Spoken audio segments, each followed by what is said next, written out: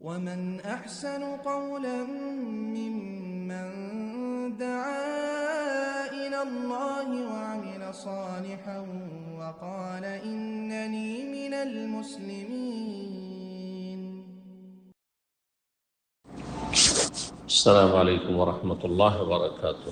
بسم الله الرحمن الرحيم. الحمد لله رب العالمين والصلاة والسلام على رسوله الكريم وعلى آله وصحبه أجمعين. أما بعد, সম্মানিত শ্রোতা দর্শক মণ্ডলী, আল্লাহ রাব্বুল আলামিনের প্রশংসা এবং প্রিয় নবী সাল্লাল্লাহু আলাইহি ওয়াসাল্লামের উপর সালাত ও সালামের পর আজ সোমবার 29 জিলহজ 1447 হিজরি মোতাবেক 15 জুন 2026 আমাদের সাপ্তাহিক প্রশ্নোত্তর পর্ব নম্বর 142।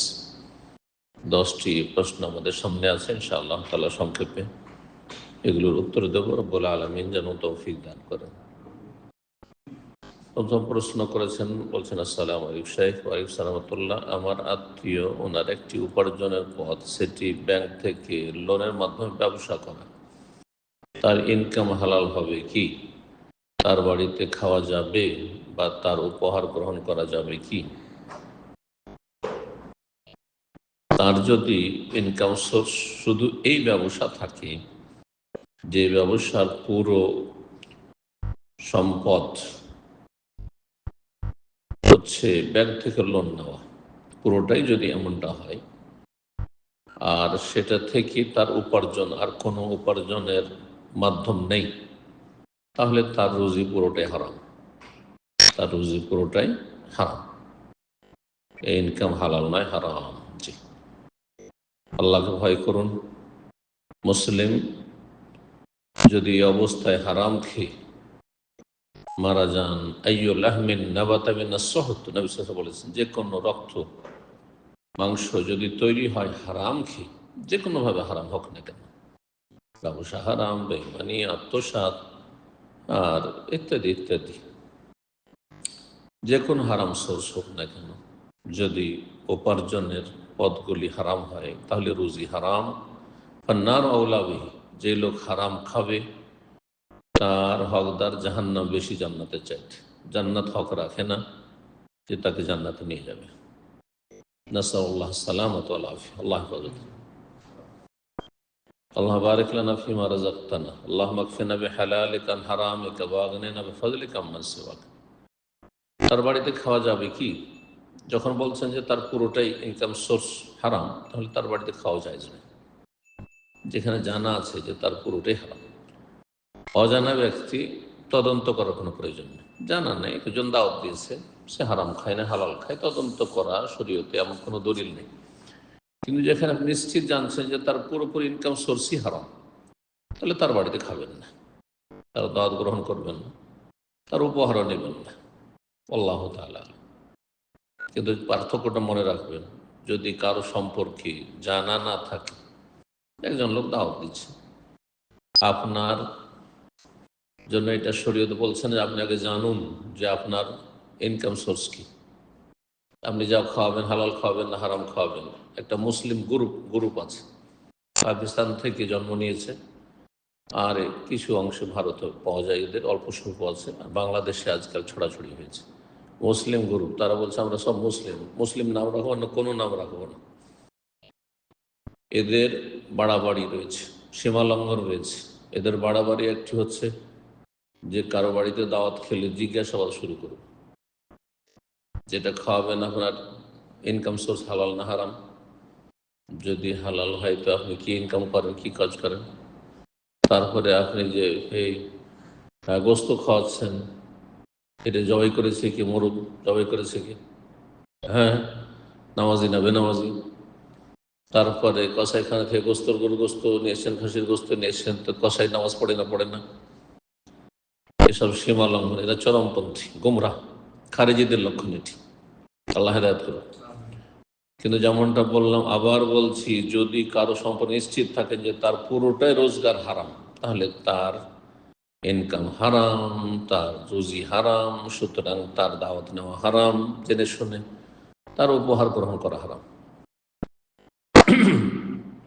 2 নম্বর প্রশ্ন, বলছেন আসসালামু আলাইকুম শাইখ। ওয়ালাইকুম সালাম। আমার স্বামী ইউরোপে থাকে, আমার জিজ্ঞাসা হচ্ছে, শেখ, যারা ইউরোপে থাকে এবং ফুড ডেলিভারিতে কাজ করে, আমাদের ইনকাম হালাল হবে বা এই ইনকাম হালাল হবে কি না? কারণ যখন রেস্টুরেন্ট থেকে খাবার নিয়ে কাস্টমারের কাছে দেই, তখন সেখানে হালাল হারাম দুই ধরনের খাবার থাকে। আল্লাহ হেফাজত করুন, আল্লাহ হিদায়াত দান করুন। এমনকি অনেক সময় মদ, বিয়ার এগুলোও থাকে, শুকরগ্রস্তও থাকে। মদের চাইতে নিকৃষ্ট শুকরগ্রস্ত, নাজাসে আইন। আর মদ উম্মুল খাবায়েস, কোনোটাই কম না। সমস্ত হারামের মূল শেকড় জড় হচ্ছে মদ। মদ খেয়ে মানুষ যে কোনো পাপে লিপ্ত হইতে পারে। শিরক, কুফরি, খুন করা, জেনা, ব্যভিচার, ধর্ষণ, ভাবন, কিছুই তার কাছে পার্থক্য নেই। জি, নেশাগ্রস্ত ব্যক্তির উম্মুল খাবায়েস হাদিসে বলেছেন নবী সাল্লাল্লাহু আলাইহি ওয়াসাল্লাম। বর্তমানে অনেক বাঙালি এই কাজ করে, হারাম কাজ করে, এদের রুজি হারাম। এখন আমার স্বামীকে এই কাজ করতে পারবে? মোটেই পারবে না। আল্লাহ হিদায়াত দান করুন, আল্লাহর ভয়ভীতি দান করুন। ওখানে হালাল কাজ পাওয়া কঠিন। কঠিন হলে মুসলিম দেশে ফিরে আসবে, মুসলিম দেশের মানুষ, বাংলাদেশের মানুষ ফিরে আসবে। অথবা এমন অমুসলিম দেশে যাবে, যদি নিরুপায় থাকে, কাফের দেশ থেকে গেছে ধরেন, আপনার সামনে দুটো অপশন। এটাও কাফের দেশ, আপনি যেখানকার আসল নাগরিক, হ্যাঁ, অরিজিন, আর যেখানে যাচ্ছেন সেটাও কাফের দেশ। দুটোর মধ্যে তুলনা করবেন যে আহওয়ানুল বালিয়াতেন, দুটোই বালা মুসিবত, এর মধ্যে কোনটি আমার জন্য হালকা। দুটো গ্রাম আছে আপনার সামনে অপশন। আপনার গ্রামে শিরক, বিদাত, কুফরি বাধ্য করবে বেদাত করার জন্য অথবা পাপ করার জন্য। অন্য আর একটি গ্রাম আছে, কেউ কাউকে বাধ্য করবেন না, কিন্তু সেখানেও পাপীরা বাস করে। তাহলে এটা হচ্ছে আহওয়ানুল বালিয়া, দুটোই বালা। ওখানেও পাপ আছে, এখানেও পাপ আছে, কিন্তু এখানে পাপে বাধ্য করছে। এই গ্রাম ছেড়ে দিয়ে, এই দেশ ছেড়ে দিয়ে, এই অঞ্চল ছেড়ে দিয়ে অন্য জায়গায় নিরাপদ স্থানে যথাসাধ্য ভালো থাকতে মন্দতে যাবেন না। আমার আপনার সামনে যদি মুসলিম দেশ অপশন থাকে যে আমি সেখানকার নাগরিক হইতে পারবো, তাহলে কাফের দেশে নাগরিকত্ব নেওয়ার কোনো সুযোগ নেই। আল্লাহ বোঝার তৌফিক দান করুন। যদি দেখা যায় যে এখানে আমাকে হারাম রোজগার করতে হচ্ছে, তাহলে সে রোজগার ছেড়ে দিয়ে মুসলিম দেশে হালাল রোজগার ব্যবস্থা আছে। আপনি রেস্টুরেন্টে কাজ না করে ট্যাক্সি চালান, ট্যাক্সি চালান, হালাল রোজগার। মোটামুটি কিছুটা বাঁচতে হবে, আপনাকে সতর্ক থাকতে হবে যাতে করে হারামের সংমিশ্রণ না হয়। জি, আল্লাহর ভয় ভীতি থাকলে মেলা ব্যবস্থা হবে। জি, ফাত্তাকুল্লাহ মাস্তাতাতুম, যথাসাধ্য আল্লাহকে ভয় করো, আল্লাহ বলছেন। 3 নম্বর প্রশ্ন বলছেন, আসসালামু আলাইকুম শাইখ। ওয়ালাইকুম সালাম। আমার পিতা আল্লাহর রাস্তা ধরেছে, আলহামদুলিল্লাহ। বিড়ি খাওয়া, টিভি দেখা বন্ধ করেছে, তবে অহংকার কমেনি। আল্লাহ হেদায়েত করুন। কিছুটা হেদায়েত হয়েছে বলা যায়। ভুল হলেও কারোর নিকট নত হয় না। নত আল্লাহর সামনে হবে, কিন্তু ভুল স্বীকার করতে হবে। ভুল করলে ভুল স্বীকার করতে হবে, বিনয়ী হইতে হবে, ক্ষমা চাই না। অহংকারী, অহংকারীকে আল্লাহ পছন্দ করেন না। অহংকার মানুষকে ধ্বংস করে দেয়, বরং তুচ্ছ তাচ্ছিল্য করে। আল্লাহ হেদায়েত করুন। ভাতে যাদের সাথে ঝগড়া, মারামারি, মামলা হলে কথা বলা বন্ধ করে, এটি আমাদের গ্রামের রোগ। এত মন ছোট বাঙালি জাতির, গ্রামে গঞ্জে যারা বাস করে, বিশেষ করে তাদেরকে আমি খুব চিনি। এত মন ছোট যে সামান্য একটা কথার জন্য তোকে পাবো না, আচ্ছা ঠিক আছে, বিয়ে শাদিতে পাবে, মরার সময় পাবে, হ্যাঁ, সহযোগিতা করবে না। আর কিছুতে না পেলে কোরবানির গোস্ত, ওই যে 1 টুকরো 2 টুকরো, বেশি দেবে না, কিন্তু কিন্তু গোটা গ্রামে দেবে আবার একটু 2 টুকরো করে গোস্ত। যখন দিতে আসবে বলছে তোর গোস্ত নেবো না। আকিকার গোস্ত দিতে যাবে, তোর গোস্ত নেবো না। হ্যাঁ, তোর সাথে আমার মিল মহব্বত নেই, সম্পর্ক নাই, সেই জন্য এসব করে থাকে জাহেল মূর্খরা, মূর্খ সমাজ। আল্লাহ হিদায়াত দান করুন। মন অত্যন্ত ছোট, সংকীর্ণ। যাদের মন যত ছোট, যত সংকুচিত, আল্লাহর রহমত, আল্লাহর বরকত তাদের জন্য খুব সংকুচিত। আনফিক ইউনফিকিল্লাহ আলী, তোমার মনটা বড় করো, আল্লাহ বড় কিছু দেবেন। তুমি খরচ করো, তুমি উদার হও, আল্লাহ উদার হস্তে দান করবেন। বালিয়াদা মকসুদা দান। জি, পরীক্ষিত জিনিস এসেছি, কোরআন সুন্নাহর কথা। বলছেন সে মসজিদের সভাপতি, এরকম অযোগ্য মানুষকে কে সভাপতি বানিয়েছে? সবাই যদি অযোগ্য হয় তাহলে কি করা যাবে? গোটা গ্রামে যদি কানা থাকে তো কোনো একজন কানাকে তো দায়িত্ব দিতেই হবে। জি, নাহলে এরকম অযোগ্য লোককে না দিয়ে এর চাইতে ভালো মানুষ, আল্লাহ ভীরু, বিনয়ী, ভালো মানুষ, আখলাক চরিত্র ভালো, আল্লাহর সাথে সম্পর্ক ভালো, আর গ্রামের মানুষের সাথে, মসজিদে মুসল্লিদের সাথে সম্পর্ক ভালো, আচরণ ভালো, এইরকম লোককে দায়িত্ব দিতে হবে মসজিদের, মাদ্রাসার। 2বার ওমরা করেছে, আল্লাহ কবুল করুন, ভুল ত্রুটি সংশোধন করে তওবা করা তৌফিক দান করুন। সেখানে বেশ বেদাত করেছি, আল্লাহ হেদায়েত করুন। বেদাতে আমল কবুল হবে, মুখে ছুঁড়ে ফেলা হবে, আল্লাহ হেদায়েত করুন। তার বয়স 65-র অধিক। গত বছর বাবা ওমরার উদ্দেশ্যে সৌদি যায়, সেখানে প্রথম রোজা রাখে এবং দেশে এসে লাস্ট 2 রোজা পাই, কিন্তু রাখেনি, বলে আমার তো 31 রোজা হবে। হ্যাঁ, রাখবো কেন? সে ভুল করেছে না। এই ক্ষেত্রে সঠিক আমাদের ফতোয়া হচ্ছে যে 31 হলো যেহেতু আপনার সেখানে রমজান, আর আয়াতে আল্লাহ বলছেন ফামান শাহিদা মিনকুমুশ শাহরা ফালিয়াসুম, তোমাদের মধ্যে যেই রমজান মাস পাবে সে যেন অবশ্যই সিয়াম পালন, রোজা রাখে। তো আপনি তো রমজান মাস পাচ্ছেন, বাংলাদেশে গিয়েছেন, সেখানে একদিন পরে ঈদ হচ্ছে, তাহলে রমজান মাস পাচ্ছেন, তবে কি করে ইফতার করবেন? এই জন্য রোজা অতিরিক্ত হয়ে গেলেও রাখতে হবে, এই মতটি বেশি শক্তিশালী মত, এর উপর আমল করবেন, এটি হচ্ছে অধিক সতর্কতা। 4 নম্বর প্রশ্ন বলছেন, আসসালামু আলাইকুম শেখ ওয়ালাইকুম সালাম, আমি যদি সুন্নাত নফল সলাতে সিজদা আছে এমন সূরা তেলাওয়াত করি এবং সলাতের সিজদায় তেলাওয়াতের সিজদা নিয়ত করি, তাহলে কি হবে? না, বেদাত হবে। বেদাত না, সিজদা তেলাওয়াত ভিন্ন তেলাওয়াত হবে, সলাতের ভিতরে হইল ভিন্ন তেলাওয়াত হবে, বাইরে হইল। জি, সেজদায় তেলাওয়াত দিয়ে সিজদা শুকরে নিয়ত করবেন, আর সিজদা তেলাওয়াত নফল সুন্নাত নামাজ পড়ছেন ওতে নিয়ত করেন, এটি সিজদা তেলাওয়াত হয়ে গেল না, ভুল কথা। 5 নম্বর প্রশ্ন বলছেন, আসসালামু আলাইকুম শেখ ওয়ালাইকুম সালাম, ফরজ সালাত শেষে যে 33 বার করে তসবিহ পাঠ করি, তখন ভুলে যদি কোনোটা কম বেশি পাঠ করে ফেলি তাহলে কি করব? কোনো অসুবিধা নেই।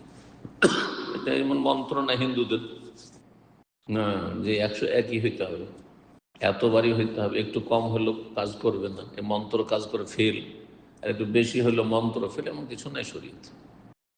এই জন্য যে হাদিসটিতে রয়েছে কালিমা তাওহীদ 100 বার পাঠ করার কথা, লা ইলাহা ইল্লাল্লাহু ওয়াহদাহু লা শারীকা লাহু লাহুল মুলকু ওয়া লাহুল হামদু ওয়া হুয়া আলা কুল্লি শাইইন কাদির, লক্ষণীয় হাদিসটি। কিন্তু চিন্তা করে দেখুন, বলছেন নবী সাল্লাল্লাহু আলাইহি ওয়াসাল্লাম তার মতো, কয়েকটি ফজিলতের শেষটি হচ্ছে তার মতো সেই দিনে আর কোন আমলকারী কেউ হবে না, ইল্লা, একমাত্র ওই ব্যক্তি, মান আমেলা, হ্যাঁ, আফদাল মিনহাজ বা আকসার মিনহাজ, এর চাইতে বেশি কেউ যদি আমল করে, এর চাইতে বেশি কেউ আমল করে, তাহলে বোঝা গেল কেউ 100 বার পড়েছে কালিমা তাওহীদ আর সুবহানাল্লাহ, কেউ 101 বার পড়েছে, কেউ 33 বার পড়েছে, কেউ 34 বার পড়েছে, 35 বার পড়েছে, অসুবিধা নেই।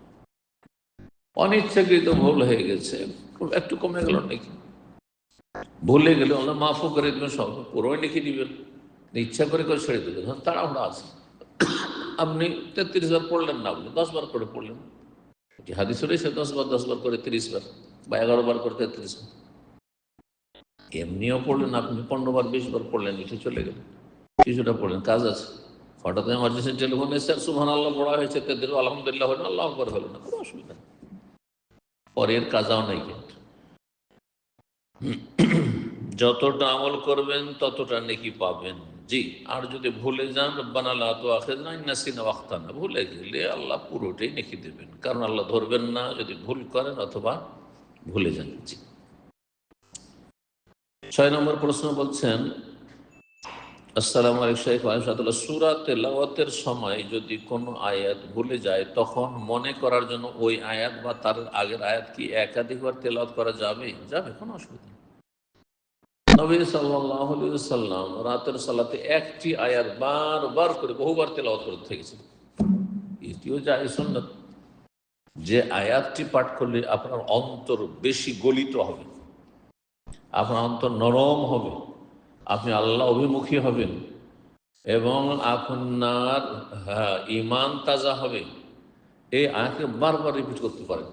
নবী সাল্লাল্লাহু আলাইহি ওয়াসাল্লাম পাঠ করেছেন, ইন তুআযিবহুম ফাইন্নাহু ইবাদুকা ওয়া ইন তাগফির লাহুম ফাইন্নাকা আনতাল আজিজুল হাকীম, আল্লাহ আমার উম্মতকে যদি আযাব দাও, পাপীদেরকে আযাব দাও মুসলিম সমাজে, তো তুমি ফাইন হয়ে বাদী, তোমারই বান্দা ওরা, তুমি তোমার বান্দাকে আযাব দেবে, তোমার বান্দাকে তুমি ভালোবাসো, যদিও তারা গুনাহগার পাপী অনেকে, যদি আসল ইসলাম টিকে থাকে। ওয়াইন তাগফির লাহুম, যদি ক্ষমাই করে দাও, তাহলে তোমাকে কে বা বলবে যে শোকাজ করতে, কেন ক্ষমা করলে? বলার আছে? আল্লাহর ক্ষমা আল্লাহ করলেন, আল্লাহ সব কিছুরই মালিক। ওয়াইন তাগফির লাহুম ফাইন্নাকা আনতাল আজিজুল হাকীম, আল্লাহ তুমি মাফ করে দাও, তাহলে তুমি হচ্ছ সর্বজয়, জি, মহাপরাক্রান্ত। আপনার সামনে কেউ বলার নেই, করার নেই, কোনো, হ্যাঁ, কারো কোনো অধিকার নেই, এবং তুমি প্রজ্ঞাবান, জি।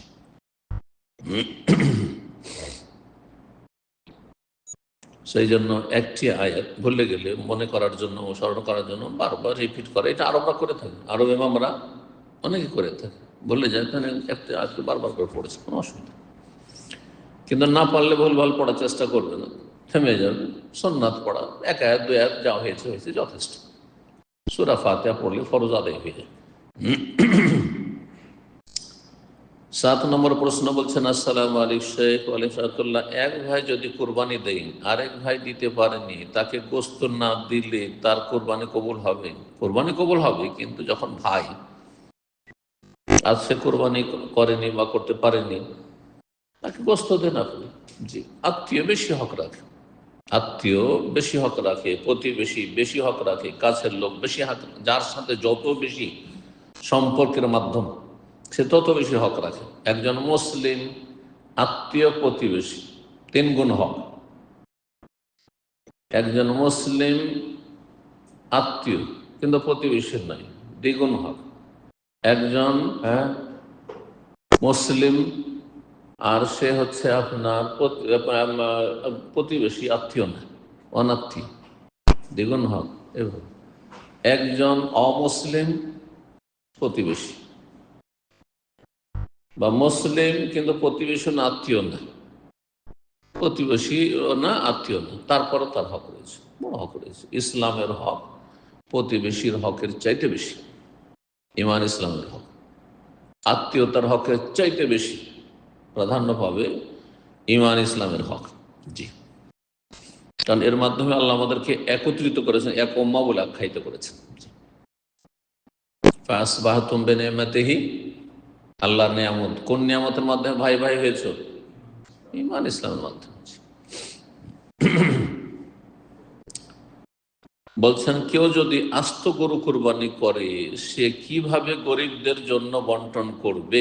জি, গরিব যেমন রয়েছে, যদি বেশি গরিব থাকে বেশি দেবে, গরিব অল্প স্বল্প আছে, আত্মীয় বেশি আছে, পাড়া প্রতিবেশী আছে, সচ্ছল লোক, উপঢৌকন দিতে হবে, মানুষকে খাওয়াইতে হবে, সেটাই করবে।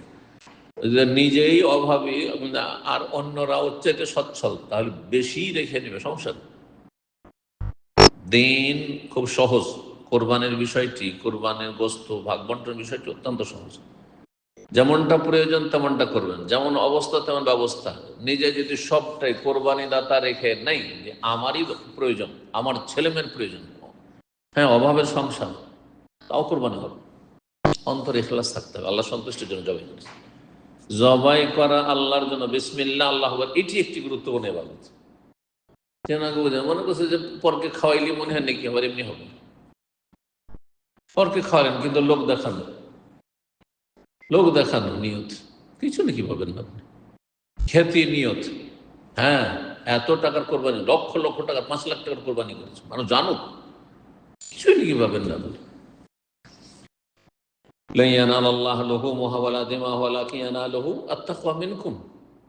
আল্লাহ সূরা হজে বলছেন যে কোরবানি, হাদির, ফসল, গোস্ত আল্লাহর কাছে পৌঁছে না, ওয়ালা দিমাহ, রক্ত আল্লাহর কাছে পৌঁছে না, আল্লাহ এগুলো চান না।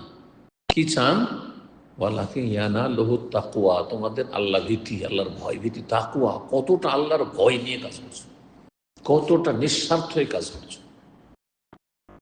তারপর অভাব আছে, আপনার ছেলে মেয়ে, আপনার স্ত্রী, আপনার পাড়া প্রতিবেশী বেশি হক রাখে, গোটা বছর হয়তো গোস্ত কিনতে পারবে না, গরু বা খাসির গোস্ত কিনতে পারবে না, এই কোরবানি কোন রমজানে করেছে, আর সব পাড়া প্রতিবেশীকে দিয়ে দিতে হবে, অথচ তারা আপনার চাইতে ভালো হইতো, আর্থিক সচ্ছল।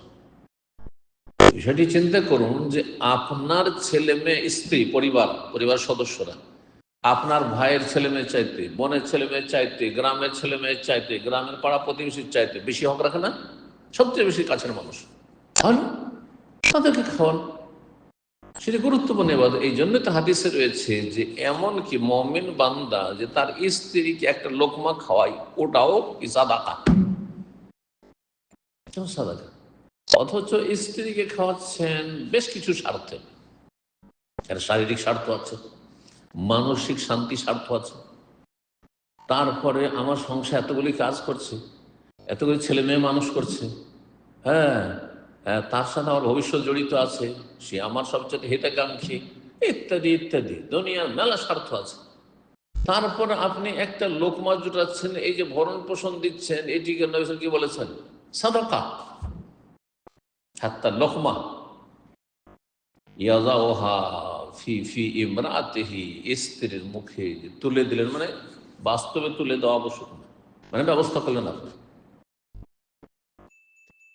সংসারে খরচ দিচ্ছেন, এটিকে সাদাকা বলেছেন। জি, আজরুল কারাবা দ্বিগুণ, আজরুল সাদাকা আজরুল কারাবা, একটা দান করলে তাহলে সবচেয়ে নিকট আত্মীয়কে, আপনার স্ত্রী ছেলে মেয়ে না, আপনার স্ত্রী সবচেয়ে বেশি নিকট আত্মীয় অন্যদের চাইতে। আল্লাহ বুঝার তৌফিক দান করুন। কিন্তু আমাদের দেশের মানুষরা ভুল বুঝে, এই জন্য কি করে বলছেন, আমরা ছোট থেকে দেখেছি 7 ভাগ দিলে সেটাকে 8 ভাগ করে, এগুলো বেদাতি কাজ। 7 ভাগ দিবে আর 8 ভাগ করবে, অন্যটাও কেন ভাগ করবে?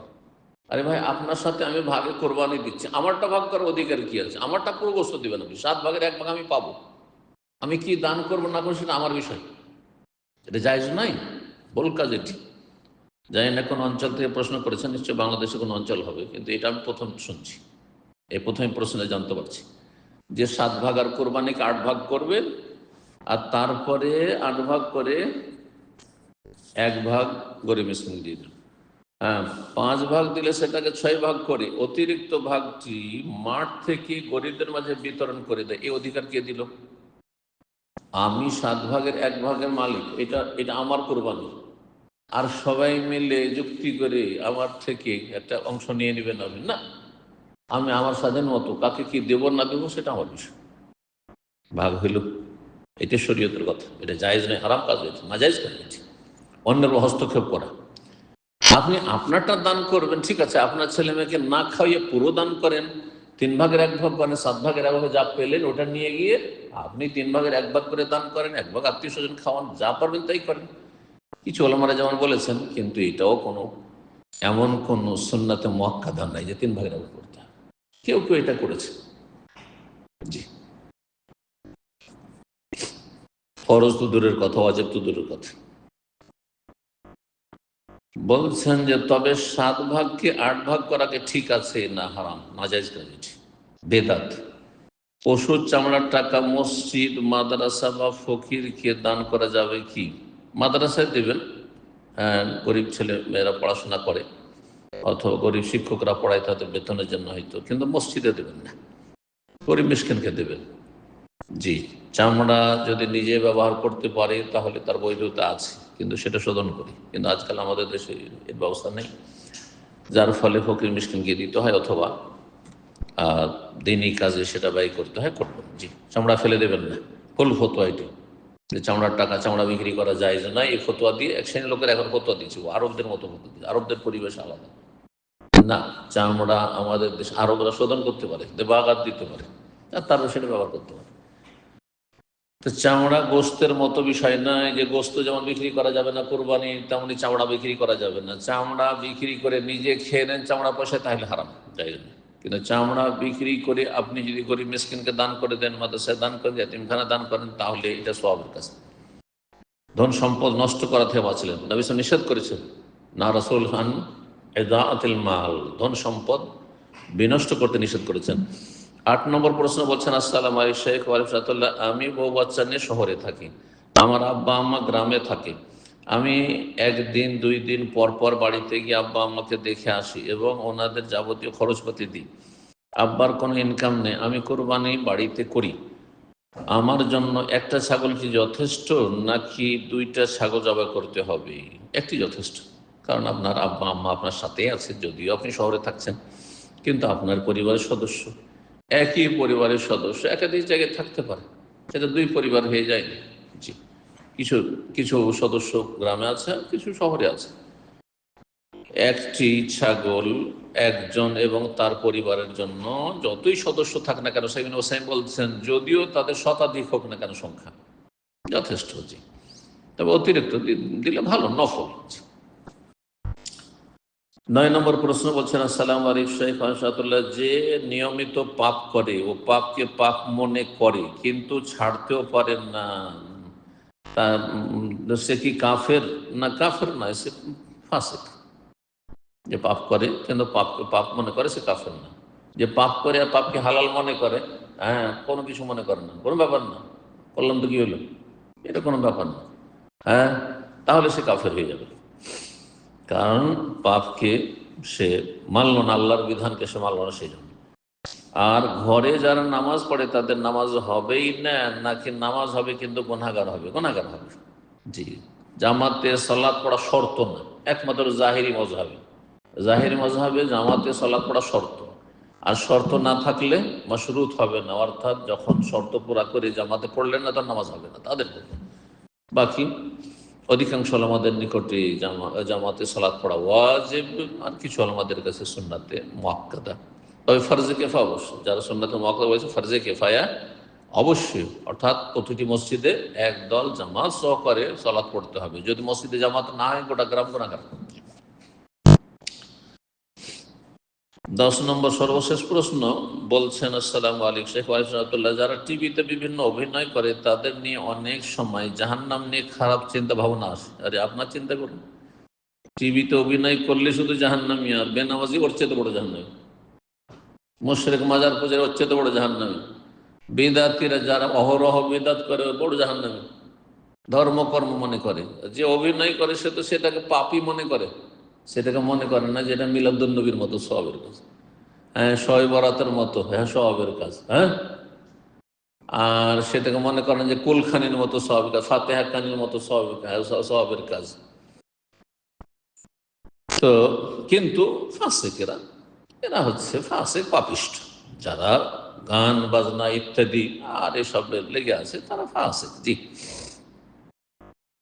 তারা জান্নাতে যাবে না এসব মনে হয়।